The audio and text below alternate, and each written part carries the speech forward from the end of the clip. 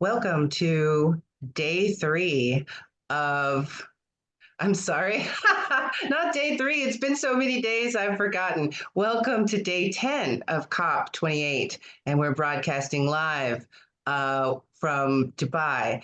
We have Dana Freling from Democrats Abroad, and we have John Capece from the Democratic Environmental Caucus of Florida, and my name is Angela Fobbs, and I'm joining you here today, taking place of Rock.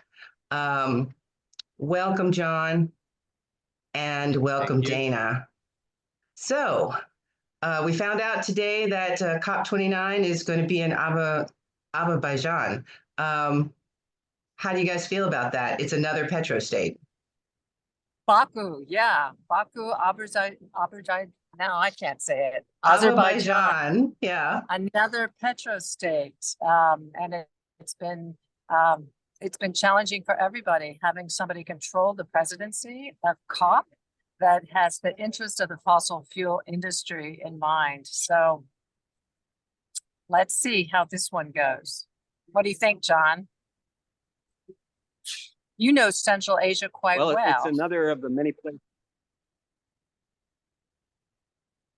Well, it's sort of in Central Asia, but it's kind of on the west side of the Caspian Sea, and Central Asia starts on the other side of the Caspian Sea with Turkmenistan. Azerbaijan is down there, towards Armenia and Georgia and the South Caucasus, and it's huge. It's one of the original petroleum producing areas of the world. They started early in the game, and they were a major focus of German movement through Russia attempting to reach those oil fields. The strategic location in the 40s, in the 30s, it remains a strategic location today. So I'm sure Michael has been there. He's been everywhere, it seems. So he'll be our tour guide. But I have never been. I've been as far south as Georgia and far east over there as Turkey. That's it. Armenia and Azerbaijan have been at war recently, and I understand that both countries submitted a bid for the COP, but in the name of peace, Armenia withdrew theirs to try to lay the groundwork for peace between the two countries. Let's hope that hostilities don't re-energize over there before 80,000 people descend on that rather small country. Yes, yeah. They took a similar action during that war, I guess, over in the Nagorno-Karabakh, and sort of said, well, we really don't want to get into this time around. It's been a point of contention and a point of conflict for many years. Well, what about, I read something today about the president of COP28 making a last-ditch effort for all countries to come together and find common ground amid their deep disagreements over future climate action. Have you guys heard about anything about that or seen what's going on with that? Well, there has been a lot. Sorry, John. Go ahead, Dana? There has been a lot of anger about the language that they want to keep out of the COP agreements, and that would be phasing down or phasing out fossil fuels. They would like to insert language that we can still use abated fossil fuels, meaning that we can take the pollution out of the atmosphere. But I think the vast majority of countries understand that we cannot continue to use our atmosphere as the world's sewer. So yes, he's calling for everyone to come together, and he would like everyone to come together to help bolster the fossil fuel industry. Yeah, John, what do you think about that? The same thing seems to happen in the closing days of every one of these COPs. Whatever agreement they're working toward in that particular year, they will have never accomplished it by this point in the conference. So there's a little brinksmanship on the part of the various nations and a lot of last minute haggling. Most of these people, they arrive with their marching orders, their opening positions and their bottom lines from each nation. So they sort of know how far they can go, but actually getting them there that quickly, getting each nation to their bottom line, their most aggressive action on climate change is always a challenge. And this year is no different. One other thing that I've heard a lot, or I've read a lot about, are the record number of lobbyists that are there at COP28 this year. How do you think that's influencing what's going on? And maybe it's keeping us from making progress. What do you think, John? Well, it's always the case. You know, now they're being labeled as lobbyists. Half the time, most of these or many of these government officials come from the various industries, whether it's in the United States or from other nations. They're all very connected people with the economies of their countries. So in effect, the national negotiators are often, in effect, lobbyists. So now Wow. it's down to the corporate level. Wow. Dana, what do you think about that? Yeah, I think John hit the nail on the head. There have always been fossil fuel lobbyists here. They've just been pointed out, but OPEC has had an outsized role also, and they have been quite angry, of course, as a neighbor and partner of with the UAE. So they have the president of OPEC said yesterday that he will absolutely not accept any language in the agreements that calls for the phasing out of fossil fuels. Wow. It's never been stated so clearly, and there is, they think they have enough power to block it. Let's see. Wow, that is rather amazing. I find it a little bit shocking, primarily because this year the Middle East has experienced a lot of effects of climate change. They've had so much rain in the Middle East, lots of floods, hail, all sorts of things that people that have typically a 30-degree climate shouldn't have. So I feel a little bit shocked about that. How's the weather been while you were there? Because right before you arrived, there was a huge flood there. Um, yeah. So, Well, John got here earlier than I did, but weather's been beautiful since I've been here. What about you, John? Well, the weather is very much like Florida at this time of the year. You know, temperatures in the 80s, high humidity, feel right at home. But yeah.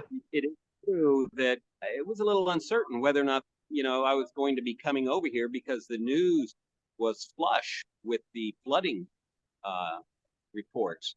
But I see no evidence of it here. It appears to have come a flash flood and drained away, and I'm sure UAE officials made sure everything was spick and span before we arrived. But it is the case that you know, these desert nations, in fact, they are, if they remain desert nations, they're probably the most able to sustain climate change because they live indoors anyway. You know, they have these huge malls that are all powered by air conditioning. So as long as no severe, you know, floods or hurricanes or something blow down their structures, as long as you have enough energy and enough stuff to fortify and build structures, you can survive serious weather. It's like building a space station. And in effect, when you're living on the desert, you are, in effect, you've got yourself a little space station, a little oasis in the middle of an extremely inhospitable land mass. Now, as it gets more severe, they're going to have to fortify themselves even further. But in a nation like ours, like the United States, where we're dependent upon high levels of rainfall with outdoor agriculture, we're not growing everything in greenhouses or producing it in factories, we're more vulnerable. Our society would be more vulnerable to climate change. Yes, that is definitely true. We are more vulnerable. Anywhere that you have farming is incredibly more vulnerable. I know that was one of the themes of this COP, to talk a lot about farming and producing agriculture and raising meat. But let's move on a little bit. I know, Dana, you spoke with someone from the Union from Concerned Scientists today. Do you want to tell us a little bit about that? Yeah, this was on the heels of a fascinating session on climate change and the courts, judicial perspectives on climate litigation. There were chief justices from nations from all over the world, and especially from the global south, from Brazil, from Pakistan. And very deep discussions on how courts and justices in particular can help mitigate and help with the adaptation towards climate change, which is deeply affecting all these countries. It was especially interesting to hear from Chief Justice Shah of Pakistan, who just had to help his country deal with the devastating floods in Pakistan last year that covered over a third of the country. The remarks were salient. They commented on how the justice system really is responsible for helping the people. It has a responsibility to nature and the people who are living within nature, and that they can be a force for helping to mitigate and helping with the adaptation.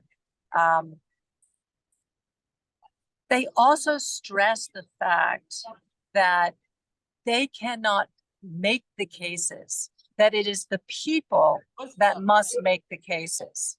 And the people, therefore, need to be educated, need to understand about the issues. And the speaker that I'm going to introduce that I did a short interview with will be extrapolating on certain kinds of cases that are taking place in the United States that pose misinformation to the US public in terms of what they understand and learn about the realities on the ground.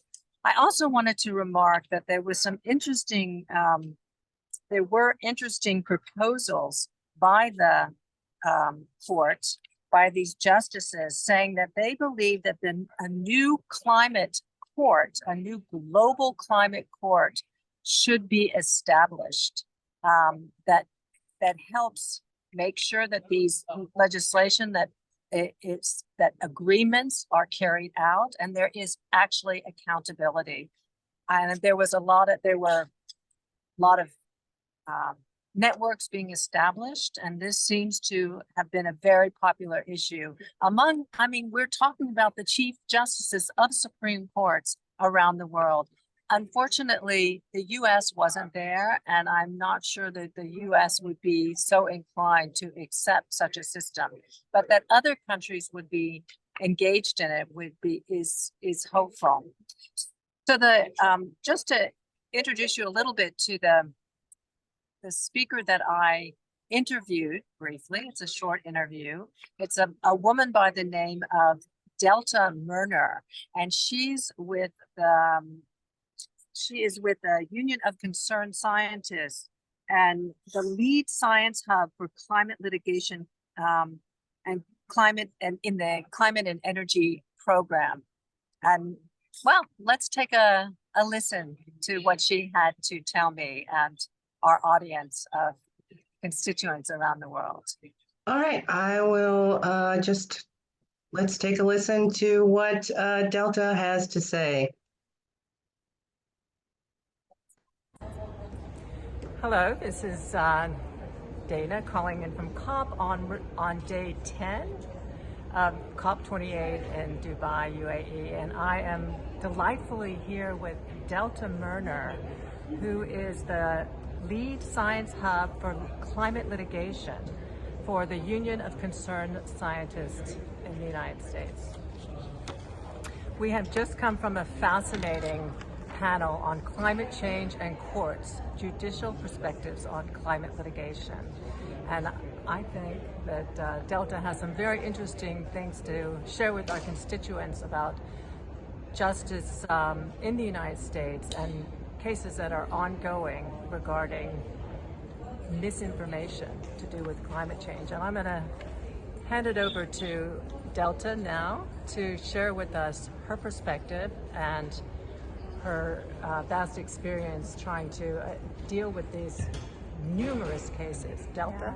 Yeah, it's such a pleasure. Thanks so much, Dana. So, as you said, I'm the lead scientist for the Science Hub for Climate Litigation at the Union of Concerned Scientists. So based in the U.S., I do work in the U.S. and internationally around climate litigation.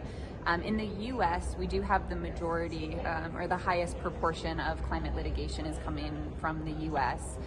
There's a subset of those cases that are particularly interesting to me, and those are cases that the governments in the U.S., so mostly from municipalities up to state level governments, are bringing cases against the fossil fuel industry. These cases are actually consumer protection and fraud cases. So they're much similar to the tobacco cases that we saw in the U.S., and they are alleging that the disinformation campaigns that the fossil fuel industry has provoked over the last number of decades has created a situation where consumers were not able to make full choices of what they were making around the oil and gas products that they were buying, and has resulted in some of the damages that we're seeing today. So in the US now, there's around 40 of these cases that are happening, and they're in various stages around the courts. They initially started about 6 years ago, so the very first ones, and they have grown since then. We have had a number of rulings around those cases, and to this point, the Supreme Court has made a number of decisions to keep those cases at the state level, which is huge. The fossil fuel industry was trying very hard to move those cases up to the Supreme Court. This is really important because it means that the communities in the U.S. who are being most impacted by the emissions from the products of the fossil fuel companies have the chance to really have their day in court around this. We are hoping that this year some of those cases will move to being heard based on their merits. And the cases that are furthest along are the case in Hawaii and in Massachusetts. But we have cases all across the U.S. and its territories. There's a number of cases in municipalities in Puerto Rico as well. That is just fascinating. I have really learned a lot from you, and I learned a lot today. And you seem to echo what was repeated again and again from chief justices from around the world today in this panel, that were stressing the need for education of the population, that people need to understand what the climate science is, and they need to understand the perils that we are facing. It's up to the people also, with that understanding, to bring those cases to the courts. Thank you so much, Delta, for joining us today and for educating all of us. And we hope that we can assist you going forward in helping to educate our constituents. Wonderful. Thank you so much. Appreciate it. Wow. That was Yeah, great. she was great. And, we recently had a win at the state level. As many of you may know, there was Heard versus the state of Montana. And within the state of Montana's constitution, it guarantees a right to a healthy life. And therefore, this climate case, these youngsters were able to win their case in Montana. We also have, as we know, petitions coming up in Florida to try to protect the water, the Clean Water Act. But Florida doesn't have such a statute in their constitution. So it does differ state by state, but there are cases being brought all over, not just the US, but all over the world. They cannot be fairly judged either until judges and justices are also educated and learn to see these cases. They know the science and they're able to see these cases through a climate lens. But I think it's up to all of us to help spread the message and really bring the science to the public. Yeah, I agree. I had a conversation with somebody I know who works in the climate field recently. And she was living in the Netherlands, and she recently moved back to the United States.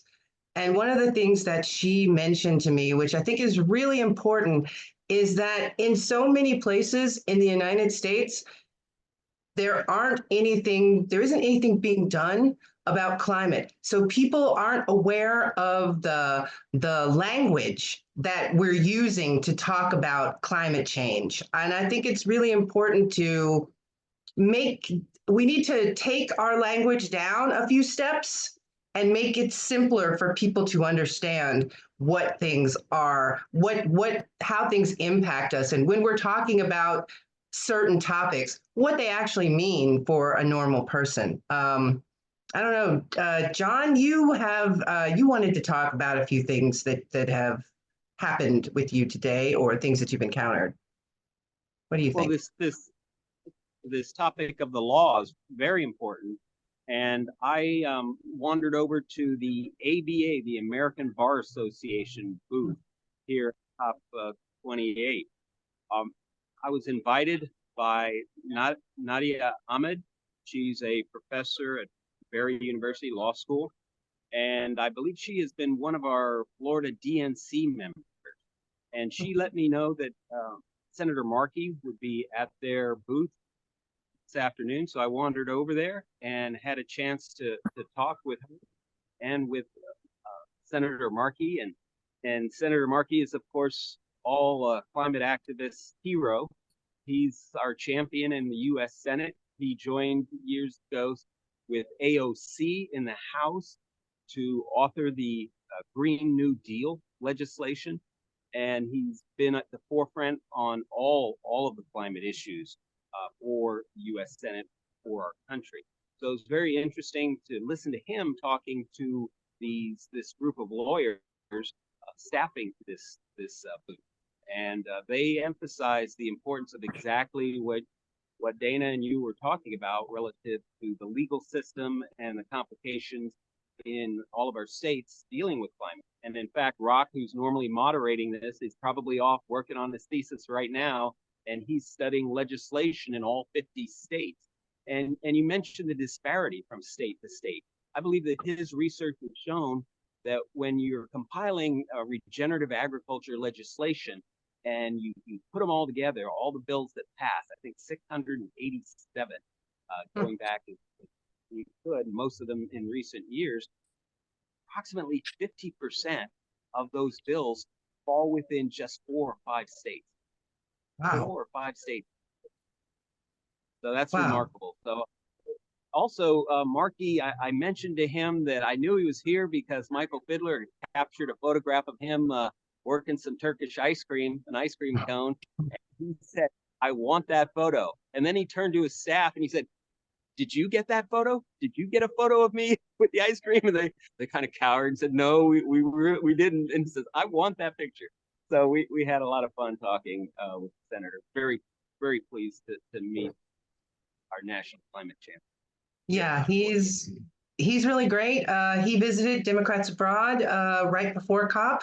And if anybody's watching this on YouTube or on our Facebook page, you can find the video there from the road to COP. And he's awesome. He encourages me that we can really get climate action in the United States. But of course, we need everyone to vote. Yes, for sure. Vote blue, We need everyone to think vote, green. Angela, because we also need to make sure that the justices and judges put into place are looking at these cases through a climate lens. And that means that we need Democrats in office to make sure that we have judges that are open to looking at this kind of legislation. Yes, for sure. And I just want to mention that in Florida, there is a petition to change the Constitution to add clean and healthy water as a constitutional right in Florida. I'm a Florida voter also. It's very important. You know the author of this petition, don't you, John? I do. And I also know I met over at the ABA booth, one of your fellow Democrats abroad, Larry from Belgium. Moffat. Had a nice visit with him. But yeah, we've been working on this for years. Several years ago, we attempted 4 separate constitutional amendments on sort of related environmental topics. And this year we distilled that down to 1. But it's a significant challenge. We didn't get nearly the number of petition signatures. It required 900,000 verified voter signatures to get Wow. this on the ballot. Now, we know that it would have succeeded because it was done in Orange County as part of their, Orange County being Orlando, Disney area. It was as a county charter amendment, and it was awarded as a rights of nature rather than right to clean water. And it received 89% of the vote, which Wow. means it's a bipartisan issue. Democrats and Republicans supported alike. Yes, well, clean water is important for every human, no matter what your political persuasion or interest. And if only we could get more people to see that. The Right to Clean Waters Amendment effort is now concentrating on the 2026 election, but you could still sign the petition this year if you want to. Was there anything else, John, that has happened today that's interesting? On the right to clean water, you know, Nikki Fried, our Florida Democratic Party chair, we visited with her in April, and she was very supportive. But she let us know that these petition actions are very challenging and require a lot of money. We have 3 of them active in Florida right now that we think will bring out some Democratic voters. One on marijuana. There's always, you know, working on the marijuana. And then women's health rights, the abortion issue, and then the clean water. And the other 2, the abortion and the marijuana, both appear to have achieved the number of required signatures and will be on the ballot. So Awesome. A lot of Democrats turning out. I hope so. I hope that brings out a lot of people. I'm excited about both of those initiatives. It'll make a real difference in the state of Florida, and I look forward to being able to vote on the Clean Water Amendment because it's really important that people have clean drinking water, especially in a place like Florida where freshwater sources are being contaminated regularly, and it's destroying the natural beauty of Florida. And I've been working on that since the 1980s. I'm an agricultural engineer, hydrologist, water quality specialist. So that's normally what I do. But then this climate issue in the 90s, 80s, and 90s, moved to the forefront. We realized that no water solution is going to withstand unless we also address climate. So we have to address climate in parallel with our water and other environmental issues. Climate will overwhelm progress on those other environmental considerations, leave us in tatters. But you mentioned the importance of Democratic voters and getting them to the polling stations this year, but it's also important to have good green Democratic candidates that Yes. we can vote.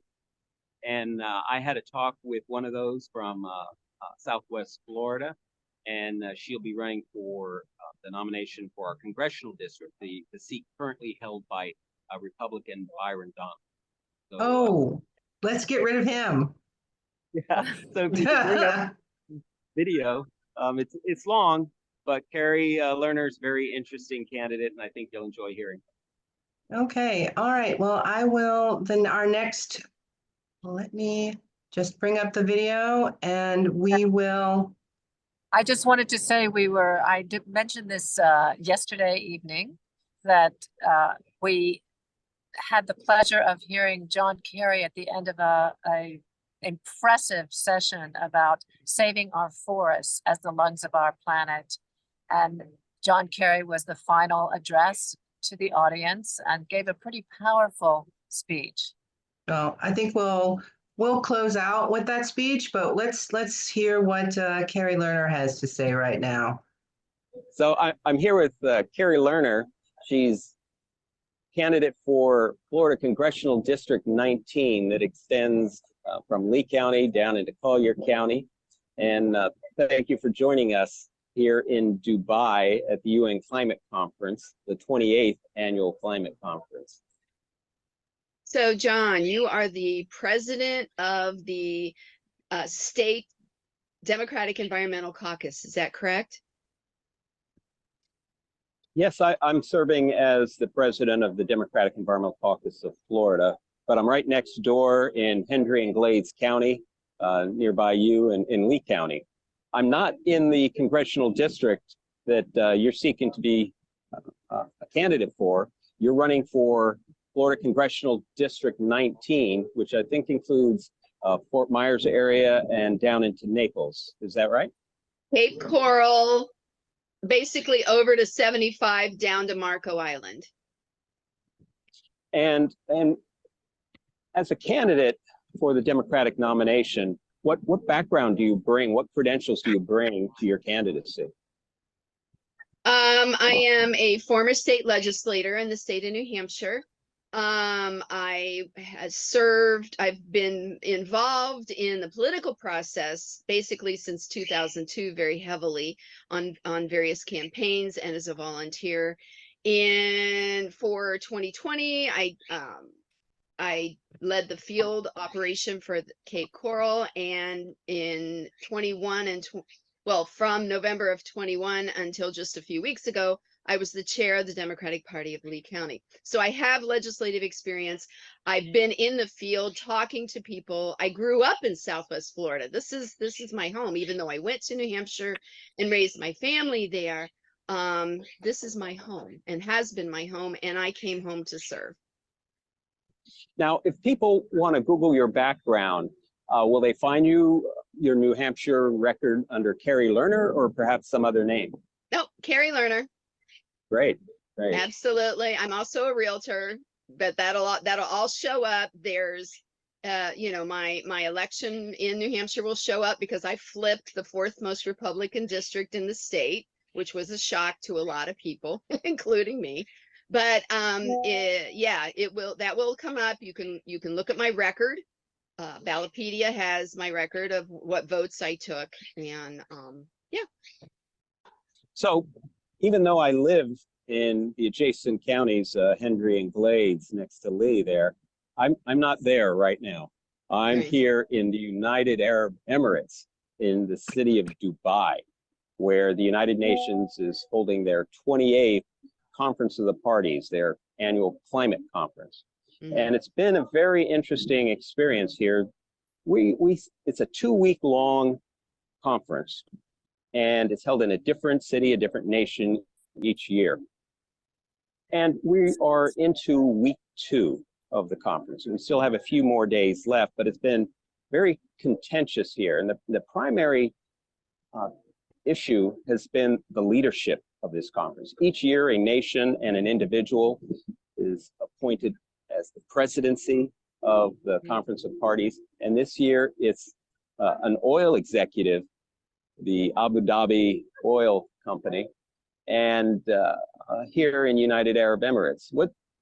It's been controversial here. What are your perspectives on that, and what are you hearing back in the U.S. on that topic? Well, I'm hearing a diversity of responses to that. The question, mostly what I'm hearing is the questioning of having the leadership of fossil fuel company. Does it benefit in any way, shape, or form having them come to the table? Because we have to talk, to exclude entirely those of opposing opinions. We're never going to come to any sort of resolution. However, with the fact that they're in leadership, are they corrupting? Have they corrupted the proceedings and the discussions? And is it all about propaganda? And that would, I don't have a firm opinion on that yet. I would look to you as, by the way, thank you for traveling there on our behalf. And I would look to you to provide your perspective. Well, I'm an engineer, so to me, it's all about the numbers. When I look at an oil producing nation like the United Arab Emirates, I'm not sure I see a huge difference between a major oil consuming nation like the United States. It's two parts of the transaction, the production and the consumption. And of course, they have not held the conference in the United States, and that may be a contributing factor. But, I would rather someone else be in charge. I would like to see the oil companies at the table, contributing to the solutions and planning for transition of their economies, just as we in the West and the consumer nations must transition our economy. So, you know, there are cases to be made on both sides of this issue, supporting diversity in leadership versus a more politically correct selection of location and presidency. Yeah. But you know, I'm curious to ask you about the local issues in Lee County. You know, you were clobbered by Hurricane Ian. You know, over in Hendry County, Glades County, we had some effects from it, but it wasn't nearly as bad as some of the prior hurricanes. But Fort Myers down to Naples, Cape Coral, just tremendous impacts. And now the government's getting around to begin to help the community recover. Not only recover, but take measures to address these sort of risks in the future. What are you seeing, and what do you think ought to be done on that front? Well, there is a HUD, which is the federal government, which actually, you know, comes from Biden. HUD has we have a $1.1 billion grant that is, the funds have been set aside with specific requirements, certain percentage of to build resiliency in Lee County. It's a specific to Lee County grant, so it does not include my constituents from Collier County. But $1.1 billion is a lot of money. It's not enough money to do what needs to be done. There need to be many more billions of dollars. However, there's, as one expects, when money comes, there's a lot of bickering going on. They have had, the county commissioners are the ones who are managing this, about where the money's going to go, who's going to be responsible for it. It was very difficult to get the county commissioners in their informational session, their representative, to even admit that it was the commissioners who are making the decision under the restrictions imposed by HUD. So the this resilience program, I think more study needs to be done as to the specific measures. I mean, there are still people who are not in their homes yet. And at what point do we say, no, we taxpayers shouldn't have to pay money so that people can live on the beach? I mean, that's a legitimate statement to say, I live in Hendry County and I don't live on the beach. And why should my taxpayer dollars go to rebuilding or making resilient so that, quite frankly, rich people can live on the beach? And that's I think that's a legitimate question. But by the same token, the reality is we do have communities here that a lot of the time are very vibrant. They provide a lot of culture and diversity and important economic engine to our area. So there's a lot to be discussed, and I don't have the exact answers yet. And it's very difficult to get real conversations going. So luckily, none of the money has been dispersed yet. But I would encourage anyone who was impacted by this storm to, it's Lee Resiliency. Resilient Lee is the name. Resilientlee.org, I believe, is the website. I will verify that. But there is a website that you can go to follow what is being recommended and what is being done. I personally think a large focus of it should be our infrastructure, so that we're not just kicking the can down the road. Let's put this money into projects that are going to make a real difference in helping to mitigate what causes these large storms in the first place, which is climate change. Yes, you know, resiliency and fortifying our coastlines, that's one way of responding to it. However, from my experience, you know, over the past almost 40 years that I've been involved in climate issues, it's very clear back in the early 1980s that this day would come. Yeah. So we We need to learned it in high continue. school at Cypress Lake High School. We learned about it. We were told this is what's going to happen. Sanibel will be overwashed. I mean, that was in the 70s. Go ahead. And you know, the Republican Party has been consistently denying that climate change is a thing, and now that it is a thing, I'm not quite sure what their position is in the face of this reality. But what sort of process do you think needs to be in place? How would you evaluate the current process for allocating, making the decisions associated with this more than $1 billion? Do you see deficiencies in that process? How do you think that should move forward? And what would you attempt to implement or facilitate as a local process for dealing what resources the federal government and the state can provide to a region like Fort Myers, Naples? I think what we need to do is have solid science-based evidence before spending a penny. Solid science-based evidence from professional engineers and climatologists and folks such as yourself who've spent your life studying this issue and studying the impact that it has on our planet and is going to impact every single person. It may not impact you and me, you know, but this is going to impact our children and our grandchildren, and the legacy that we leave them cannot be one of imminent destruction as a result of our irresponsible actions. You know, the Environmental Caucus is paying attention to the state level, federal level actions on this matter, but there's, as you point out, the local impacts upon communities. And environmental justice is an important element of the Environmental Caucus's activities. How do you see that integrating into this $1 billion program? Environmental justice. Can you clarify that? Can you bring that into layman's terms? That's a very good question, because we're all wondering what that means. And typically what it means to me, or what I've observed, our Vice President, Judy Freiberg, down in Collier County is dealing with that right now, where there's a minority community that was flooded out, and there are discussions of federal dollars coming in to address it, and having a difficult time getting that community together and assertive in the forums where the decisions are being made. So the folks with the $1 million homes on the water, they're pretty good at showing up and letting people know what they think. The other folks who are off working all day, every day, don't necessarily have time for that. And there's not necessarily advocates for them.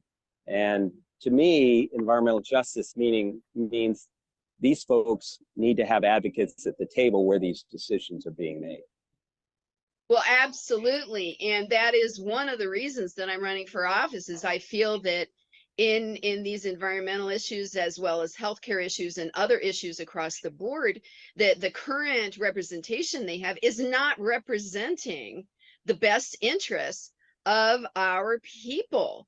There, you know, the focus is on things that have nothing to do with people's day-to-day lives, and this is impacting our day-to-day life and will only continue to increase that impact. So it's very important. I believe, as I said, that's a main reason for me running, is to be the voice for those who don't have the bandwidth in their daily lives to go out and have this fight and even have this discussion. No one's looking out for them. It's all about the money. It's all about the money. And, you know, there are plenty of memes that show, you know, you can't eat money, you can't drink money, you can't breathe money. You know, at some point, it's very relevant to even the wealthiest of folks. And I think that a lot of, you know, and I don't want to say this is a class war, because it's not. I think that there are a lot of people of means who do understand what's happening here and do understand the importance of providing a substantive, workable implementation of a plan that's going to get us going in the right direction, and who also share that sense of urgency that you and I share about the fact that time is now. This is something, things need to be done now. We need to start actions now. Right. We need to act now. We need to vote now so that we can take collective action. Absolutely. So, Carrie Lerner, thank you very much for Thank you for your spending time. some time with us. Yeah. And good luck in your campaign. Thank you, John. And thank you for traveling across the world there to help bring the information, to help educate us from your firsthand perspective of what is actually going on and what the rest of the globe is doing. Because that is one of the arguments the Republicans make is that, oh, it's all on the United States, that the United States is the only one that's being asked to make sacrifices. And I think that from what you're sharing and from what you've learned there, and I think that that is absolutely a false narrative that we need to combat. Would you agree? I completely agree, and there's a lot of individual responsibility as well. You know, flying halfway across the world has a significant carbon impact. Yeah. So I try to make sure that being here, a couple of people, that we take the information that is available here and we communicate it back to people in the United States so many more people get the benefit, so that the carbon expenditure that I incur coming, you know, on a 13, 14-hour airline flight is justified. Yeah. So talking to you and others like you who are very concerned about this issue help achieve that objective. So thank you again, Carrie, for joining us. And again, best of luck. Thank you so much, John.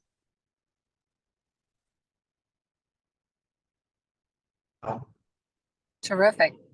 What a great candidate. What a great candidate. Terrific. Yeah.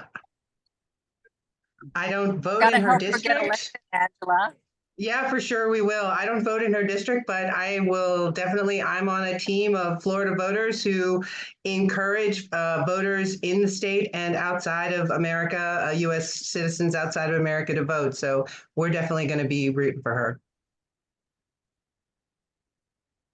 Thank you for including this interview in today's broadcast. We have just a few more days here at COP. Sometimes it extends beyond the 2-week deadline, so we may be here after the 12th. You just never know how these negotiations are going to drag them on or conclude. Yeah, that's what happened at COP27, wasn't it? It was like at the last moment that they came to agreement. So let's hope that that continues, that trend continues. All right, we are almost at the end of our time. Before we go, is there anything else that either one of you would like to add? Dana, do you have something you would like to add before we close out? There was one issue that a session which I attended, which doesn't get talked about much here, surprisingly. And I'd just like to end on that note. And it was on the migration of peoples, and it really addressed how climate change is and will continue to severely impact the migration of people. Climate migration, of course, that is exacerbated by wars going on in the world. But as islands sink, as regions are adversely affected from droughts and floods and fires, we have to be prepared. Local legislation, national legislations, and the world community has to be prepared for the migration, huge migration of people to flee these devastated areas. I think that's going to be a topic in Azerbaijan at the next COP, because in the early days of this meeting, I attended a session where the Azerbaijani representative was speaking in a small group, and he was talking about how the rainfall impacts were causing their farmers to have to abandon their rural farmlands and move into the cities, and it was causing severe hardship on the nation. So it's happening in many nations. and Azerbaijan in particular, not cross-boundary, not from nation to nation, just within the nation, from the rural. I hope that it gets greater visibility and that it is addressed with a more focused lens going forward. So those are my last thoughts for today. Yeah, on that same subject, I just want to say that I think that that's something that in the United States that we really have to consider. And I don't mean necessarily people coming from other countries, but that we might have to relocate people in our own country. Right. Because of the impacts. For Absolutely. sure. As far as my last thoughts, I'd like to thank you, Angela, for stepping in and moderating this Zoom event. We appreciate it. You've done a wonderful job. We do. She's always a star. Well, Rock will be back tomorrow and I'll be in the background. So that'll be great. Thank you everyone for watching today. And we're gonna close out with John Kerry's speech, and then we'll see you tomorrow on day 11. Wow. 11 days. I can't believe it seems like you guys have done so much. I know you'll be exhausted by the time you get back. For sure. So we're going to close out with John Kerry, and then we'll see everyone tomorrow. My esteemed pleasure to welcome our closing speaker who will wrap up this hour and a half together. It has now been 3 years since the Glasgow COP, where His Excellency John Kerry, Special Presidential Envoy for Climate of the United States, has been actively involved and showing great leadership. I would like to honor you and bring you to the stage now, Special Presidential Envoy Kerry. Thank you for joining us.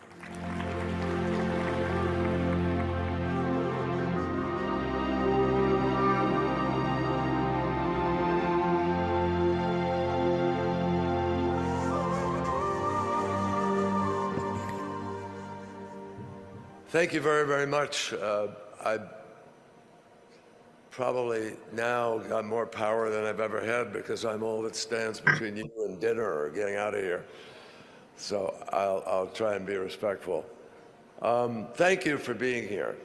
This is extremely important because, as everybody has heard, I think again and again today, and I'm going to try not to be repetitive, but the degree to which we rely on nature, we already know the degree to which we are abusing her.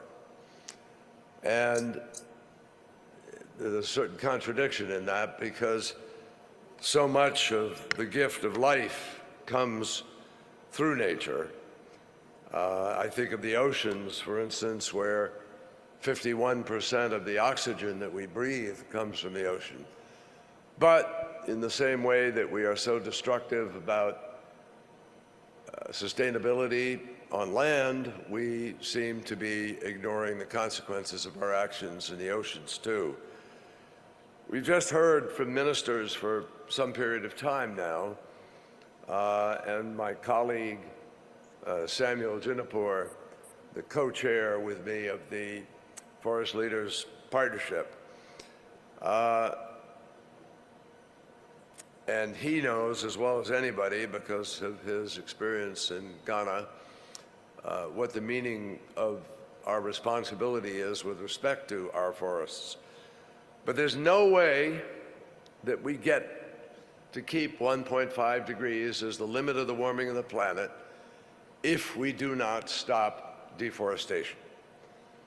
The deforestation rate that is taking place today will, notwithstanding all we do for mitigation, all we do to stop emissions, all we do with respect to shipping and the hard-to-abate sectors, steel, you name it.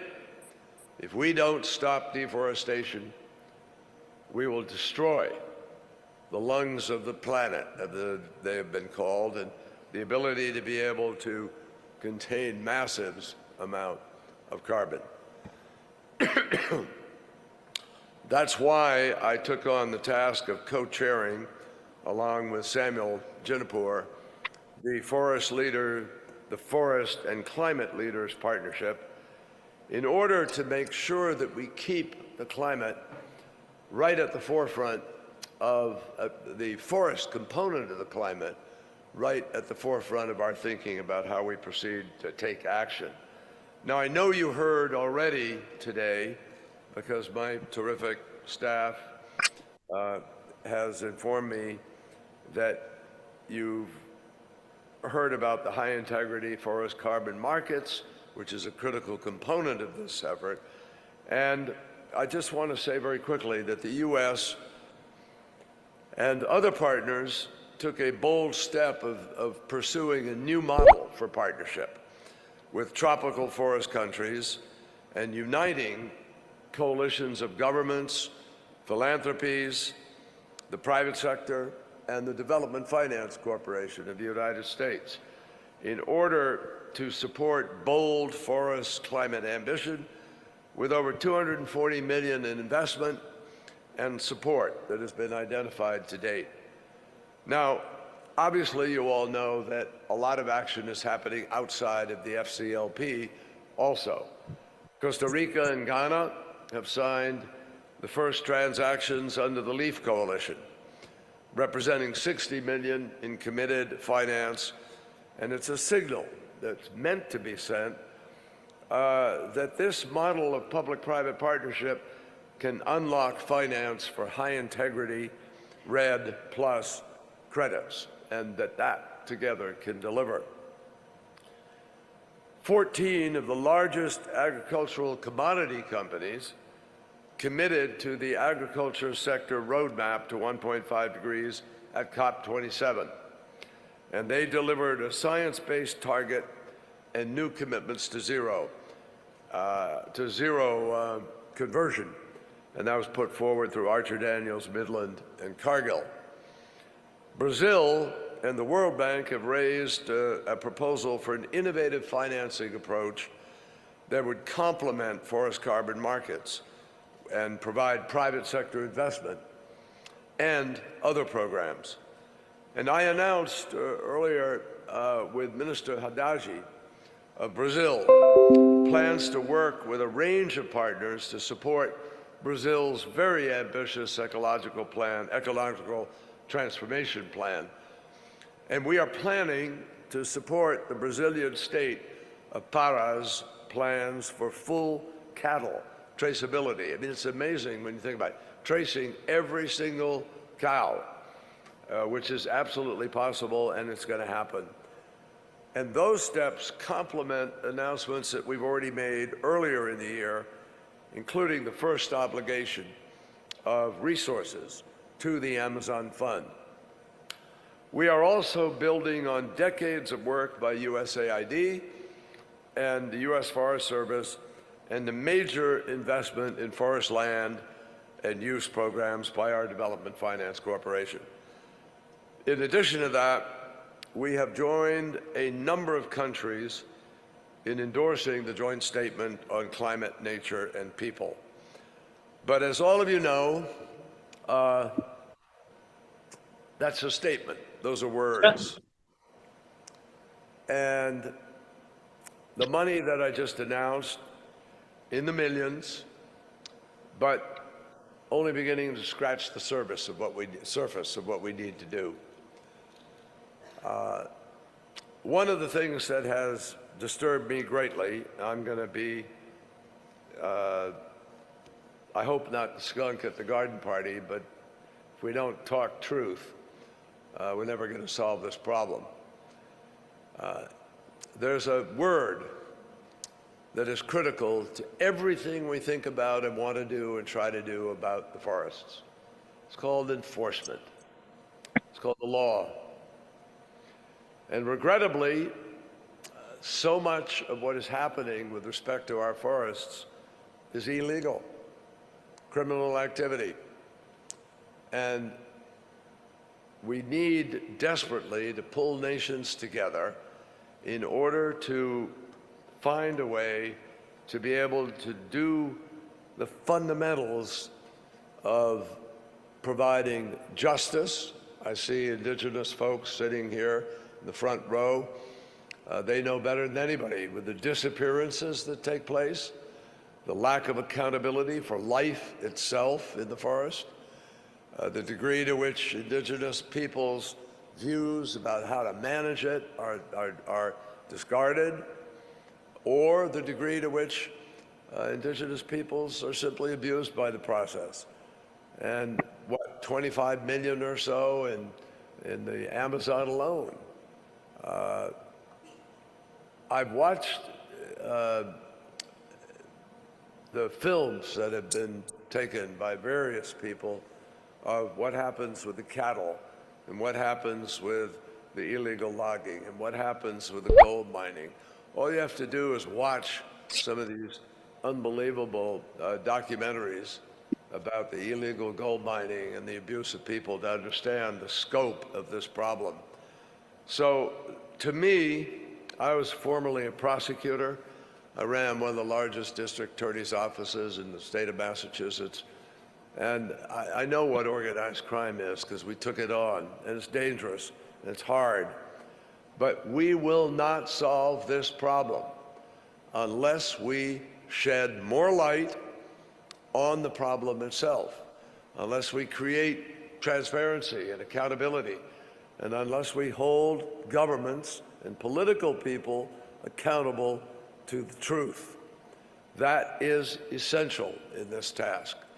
You can't tell me, I've been to the forests of Laos and Cambodia and Thailand and Indonesia and various parts of the world, and I've flown over them and I've seen the masses of clear cutting that's taken place. And you know, all those logs, they don't walk out of there. They don't invisibly disappear and somehow get to the marketplace. They're trucked and they're put on ships and ports, and they go from those ships and ports to principally a few places. This is not that complicated. What's complicated is organizing our efforts to be able to be honest about it and say what we need to do. With Brazil a couple of years ago, we started a new working group. And for our point of view, that working group involves every department of our government that has anything to do with enforcement, from the Defense Department to the State Department to the Treasury Department to the FBI to the DHS, Homeland Security. Every component of our governments now has to come to this task of preventing deforestation. And I know some people don't like to hear it. It gets uncomfortable. Governments squirm a little bit. People somehow don't want to talk about it. But by God, if we don't talk about it, we're not going to do what we need to do to preserve the forests of this planet. And the forests of this planet are indeed the privileged possession of the countries that have them. But the rest of the world has a right to try to press the issue of how we maintain life itself on a planet where we all share responsibility for the future. So thank you for being part of this important discussion. But let's make sure we do the things that are really going to make the difference. I was listening earlier, our great friend Mohammed from Colombia said this is an emergency. She's absolutely correct. The whole damn thing is an emergency, not just climate itself, but every component of it. And we have to be the people who are going to hold the world accountable. Thank you.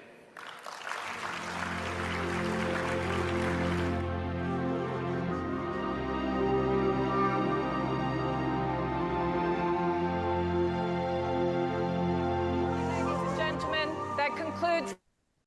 Powerful stuff. That Good was note to end on. amazing. Amazing. So on behalf of our two teams, the Democratic Environmental Caucus of Florida and Democrats Abroad Environmental and Climate Crisis Council, I just want to thank everyone for watching, and we'll see you tomorrow.